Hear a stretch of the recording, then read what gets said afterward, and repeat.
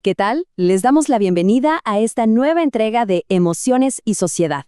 Hoy, de la mano de Luis Sidicaro, nos vamos a meter en un lugar donde las emociones, de verdad, hacen temblar las tribunas, la cancha de fútbol. Juntos, vamos a explorar una idea que a primera vista suena un poco extraña. ¿Y si el fútbol fuera una forma de arte? Y todo empieza con una escena que seguro a más de uno le suena familiar. Imagínense, un esposo, todo emocionado, avisa que se va a la cancha. Y su esposa lo mira, así medio de reojo, y le suelta esa frase. Una frase que pone en veredas opuestas al gran partidazo contra, no sé, un museo o un concierto. Ahí, en esa simple escena, nace el eterno debate. El fútbol contra el gran arte. Y claro, esa anécdota nos deja con la pregunta picando. La pregunta central que vamos a intentar responder hoy. ¿Tenía razón la esposa? ¿O será que en ese estadio, entre el ruido, los colores y la gente, hay algo más que solo 90 minutos de un partido? Bueno, vamos a meternos de lleno a ver qué encontramos. Para empezar a responder, vamos a plantear una idea fuerte. La cancha de fútbol no es solamente un campo de juego, es en realidad un escenario, un lugar donde se vive una experiencia estética súper compleja, llena de elementos visuales, narrativos y, por supuesto, emocionales.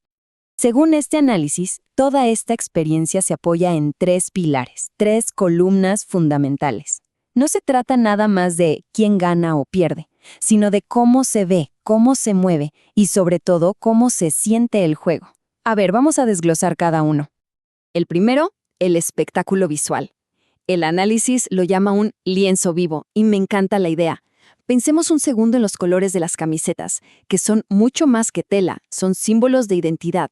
O en las banderas, los mosaicos que se arman en las tribunas. Todo eso crea una paleta de colores, una puesta en escena que transforma cada partido en algo único. Ahora pasemos al segundo pilar, y acá la cosa se pone buenísima. Se habla de la belleza del movimiento de los jugadores, como si fuera una especie de coreografía que se inventa en el momento. Ojo, no es solo correr. Es esa mezcla increíble entre la táctica, la estructura del equipo y la genialidad individual. Esa creatividad que de repente produce algo que te deja sin palabras. Y el tercer pilar, que para mí es el corazón de todo esto, la emoción colectiva. El análisis lo deja clarísimo. Lo que se ve y lo que se siente en un estadio son inseparables. La locura de un gol, la angustia de una jugada perdida, esa conexión casi tribal en la tribuna. Los hinchas no están ahí solo para mirar, son parte del show, co-crean la atmósfera. Sin ellos, la experiencia artística simplemente no está completa. Bien, ya tenemos la teoría, el marco. Ahora viene lo bueno. Vamos a ver cómo se aplica todo esto en la práctica. Vamos a tomar dos de los goles más famosos de la historia y los vamos a analizar como si fueran eso, obras de arte, cada una con su propio estilo y su propio lenguaje. Y acá está el contraste principal que nos propone el análisis. Por un lado, el golazo de Maradona en el 86, que se describe como una obra barroca y sublime. Y por otro, el de Messi en 2009, que se interpreta como algo más bien conceptual y clásico. Dos genios, dos estilos estéticos que no podrían ser más diferentes. Arranquemos con Maradona. El contexto acá lo es todo, ¿eh? Estadio Azteca, cuartos de final de un mundial. La atención se cortaba con un cuchillo. Y encima, esto pasa minutos después del polémico gol de En la mano de Dios. En ese escenario, Diego crea la antítesis perfecta de esa jugada. Pura genialidad. Para entender bien el análisis, aclaremos un poco estos términos. Cuando decimos barroco, en este caso, hablamos de ese caos controlado, del dramatismo, de lo ornamental que es la jugada.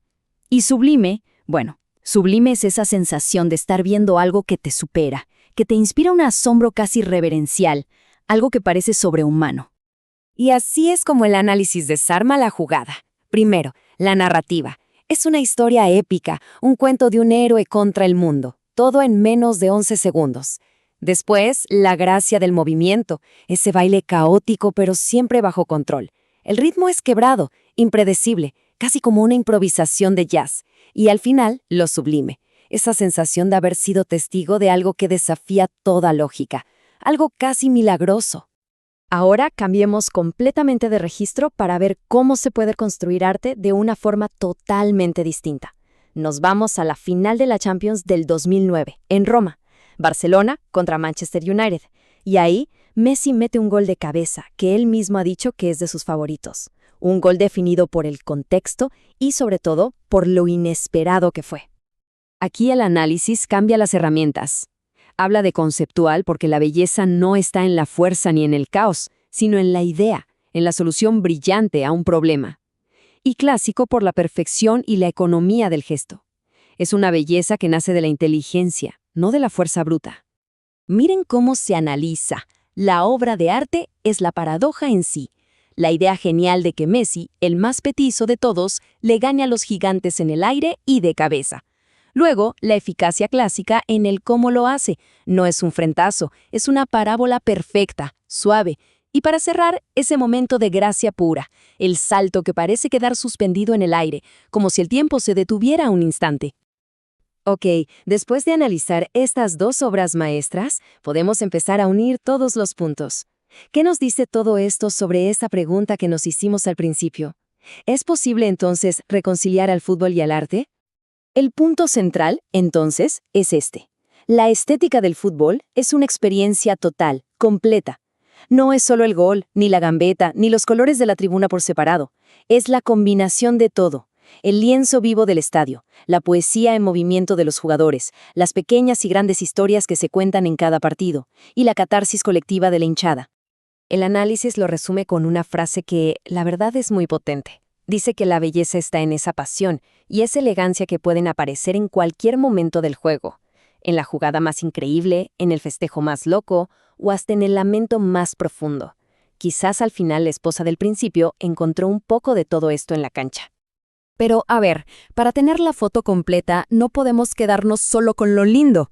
El análisis se enfoca en la belleza, sí, pero todos sabemos que el fútbol no siempre es poético ni elegante. También existe el juego sucio, las peleas, la agresión y a veces cosas peores en las tribunas, ni hablar de la corrupción que a veces lo mancha todo.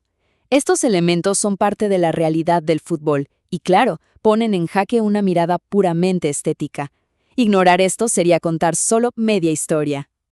Y esto, justamente, nos deja con una última reflexión. ¿Y si es precisamente esa tensión, esa lucha constante entre la belleza más sublime y la sombra más fea, lo que hace que el fútbol sea tan dramático y complejo? Tal vez, en esa mezcla de lo mejor y lo peor del ser humano, es donde el fútbol se convierte en una de las formas de arte más poderosas que existen, un reflejo al final de lo que somos, una idea que da para seguir pensándola mucho después de que se termine el partido.